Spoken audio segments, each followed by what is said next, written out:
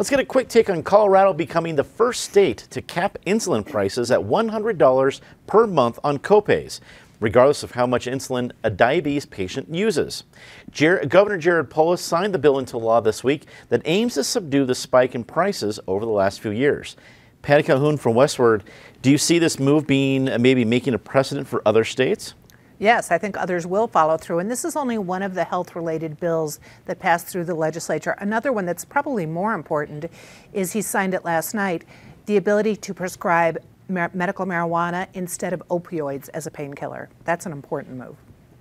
David Kopel from the Independence Institute and DU Law School, it's great to have you back.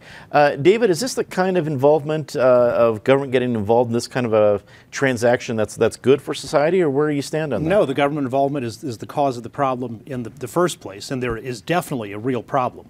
Insulin is off patent.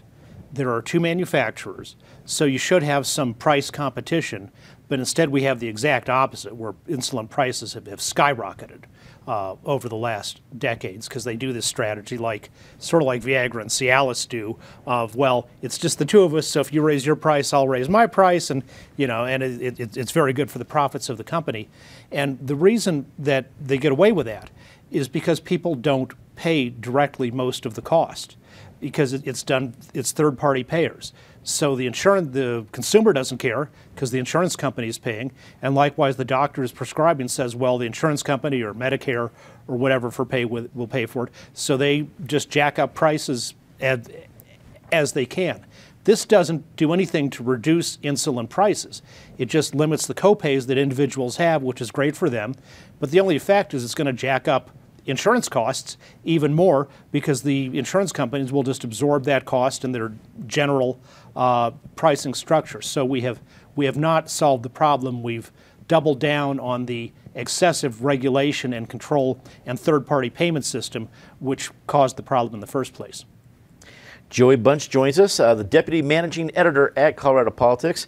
Joey, you're a man at the Capitol. What was it like when this bill passed originally? Was it controversial? Did it have a lot of support? Was this any surprise to see Governor Polis' support?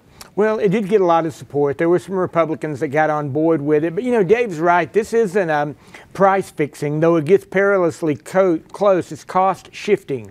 It's limiting copays. The problem is this drug has been around for 100 years, and we still don't have a generic version of it, because the companies are allowed to play this game where they make incremental improvements to the product and they effectively extend their patents. I think if the government wants to get involved, they should get involved with research and getting those generic drugs to market. But they haven't done that. One thing that's in this bill that probably has the most impact of all is the State Attorney General's office is authorized to do an investigation into why these prices have risen so high and so fast. And that could wind up having longer legs than anything. Natasha Gardner, Articles Editor at 5280, rounds up the panel. Natasha, what do you think about the impact of this, especially around Jared Polis, who I think made a lot of promises and seems to be very interested in doing a lot about healthcare? Yeah, I'm glad you mentioned that, because one of the first things that he did was creating one of my favorite named offices, which was for saving people money on healthcare office. That was one of the first things he did. And of course, his lieutenant governor, her background is heavily in healthcare. This is a huge priority for his administration.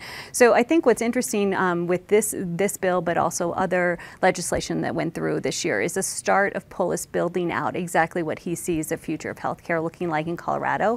And it certainly sets a tone for what next year will bring, which will probably be more similarly themed bills.